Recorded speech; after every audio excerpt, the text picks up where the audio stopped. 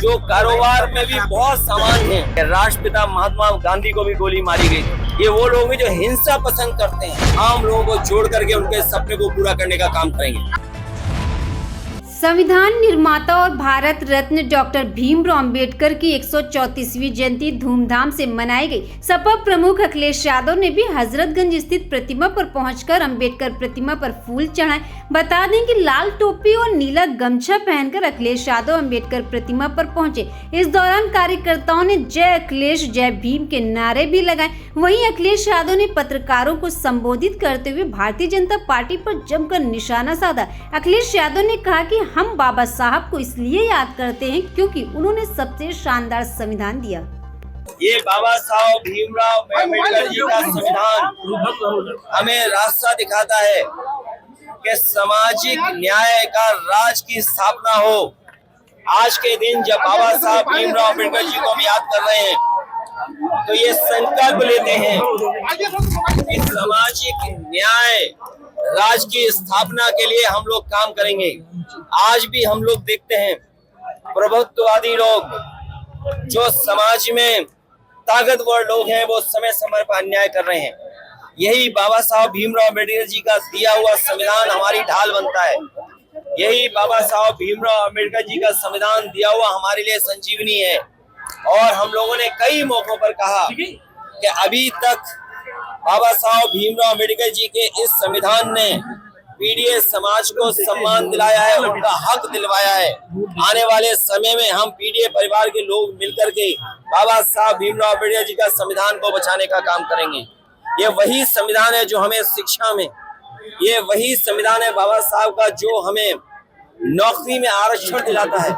अगर शिक्षा से हमें वंचित किया जाता है, आरक्षण से हमें दूर किया जाता है, तो सच्चाई ये है कि ये सरकारें बाबा साहब भीमराव अम्बेडकर के रास्ते पे नहीं चल रही हैं। आज के दिन उन्हें याद करते हुए हम संकल्प लेते हैं कि बाबा साहब भीमराव अम्बेडकर जी का सपना हम लोग गांव-गांव पहुंचा करके बहुजन समाज और पीड़ित समाज के परिवार के लोगों को जोड़ करके आगे बढ़ने का काम करेंगे।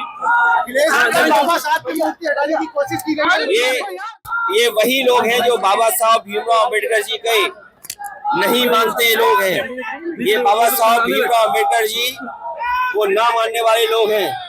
ये वही लोग हैं जो संविधान को नहीं मानते। ये वही लोग हैं जो लोकतंत्र को नहीं मानते हैं।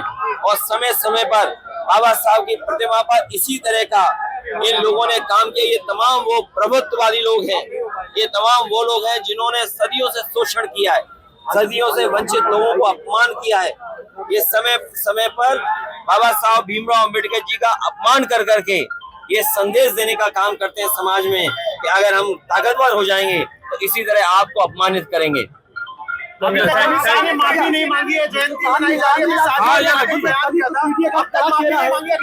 एक दलित होने के बाद भी कंडी सेना लगातार उन पर अटैक करने पर क्या कहना? मैंने कई मौकों पर कहा और फिर मैं कहता हूँ, ये सेना भारतीय जनता पार्टी की है। ये प्रशासन शासन के इशारे पर इस तरह का नंगा नाच हुआ है। ये जो कुछ आपको विजुअल्स दिखाई दिए हैं, तलवारें खुली और तमाम लोग लाठी लेकर के गए, वो भाषा किस तरह की इस्तेमाल कर रहे हैं। क्या आप कल्पना कर सकते हैं कि जान मारने की धमकी दे रहे हो, जान लेने की धमकी दे रहे हो? क्या आपकी जान ले लेंगे और संविधान और कानून पर चलने वाले लोग क्या कर रहे हैं?